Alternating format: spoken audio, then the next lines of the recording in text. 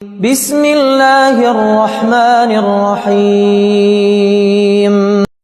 پیارے اسلامی بہن بھائیو، آج کا جو موضوع ہے خاص طور پر ان لوگوں کے لیے ہے جن کے موسٹلی کمنٹس آتے ہیں یا ان باکس میں میسیجز آتے ہیں کہ آپ کی ہماری دعا قبول نہیں ہوتی، اور آپ کہتی ہیں جس دعا کو آپ بار بار مانگتے ہیں وہ دعا ضرور قبول ہوتی ہے، لیکن ہماری تو وہ دعا سالوں سے اڑی ہوئی ہے، سالوں سے ہم مانگ رہے ہیں لیکن وہ قبولیت کا شرف نہیں پا رہی۔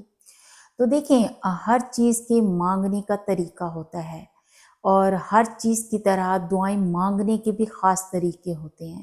ہاں، اللہ سے تو کسی بھی طرح دعا مانگی جا سکتی ہے، لیکن جب آپ صحیح طریقے سے مانگتے ہیں تو اللہ زیادہ خوش ہوتا ہے۔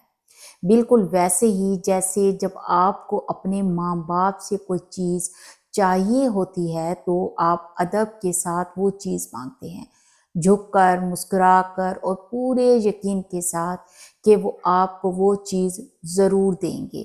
آپ انہیں مناتے ہیں، آپ انہیں راضی کرنے کی کوشش کرتے ہیں، آپ انہیں یہ یقین دلاتے ہیں کہ آپ واقعی اس چیز کے لائق ہیں۔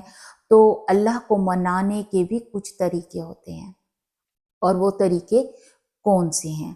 نمبر 1 ہے استغفار کرنا، یعنی معافی مانگنا۔ اللہ کو راضی کرنے کا سب سے پہلا طریقہ استغفار ہے۔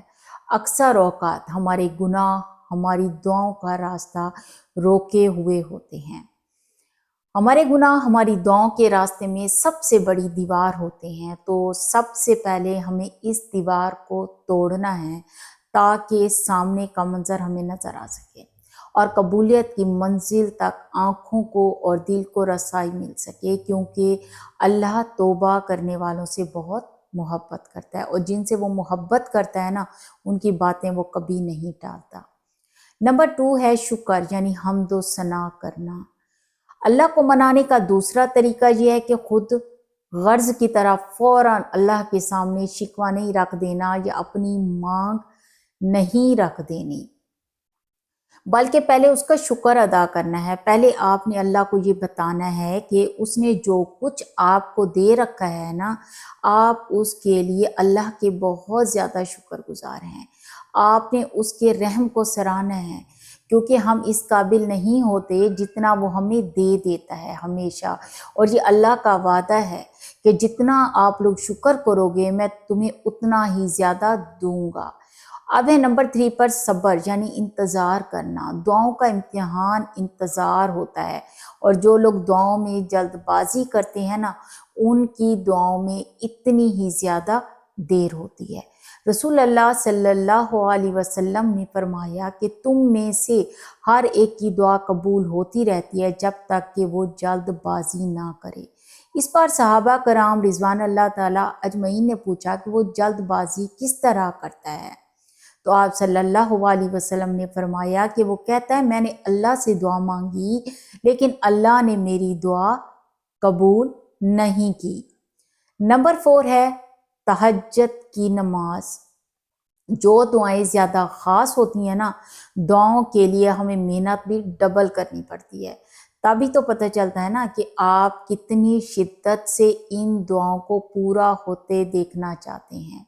تو ایسی دعاؤں کو فرض نمازوں کے ساتھ ساتھ تہجد میں بھی مانگا جاتا ہے، کیونکہ تہجد کے وقت اللہ پہلے آسمان پر تشریف لے آتا ہے اور فرماتا ہے بتاؤ ہے کوئی مانگنے والا کہ میں اسے دوں، ہے کوئی فریاد سنانے والا کہ میں اسے سنوں، ہے کوئی التجا کرنے والا کہ میں اسے بخش دوں۔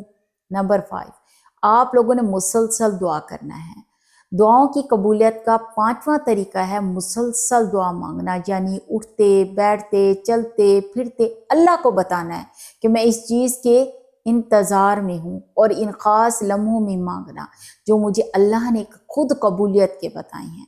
اذان اور اقامت کے درمیان دعا مانگنا، سجدہ کرتے ہوئے دعا مانگنا، بارش میں دعا مانگنا، روزے کی حالت میں دعا مانگنا، جمعے کے دن مسلسل دعا مانگنا، سفر میں دعا مانگنا، بیماری کی حالت میں یا درد کی حالت میں دعا مانگنا، یہ وہ لمحے ہیں جن میں مانگی گئی دعائیں کبھی بھی رد نہیں ہوتی۔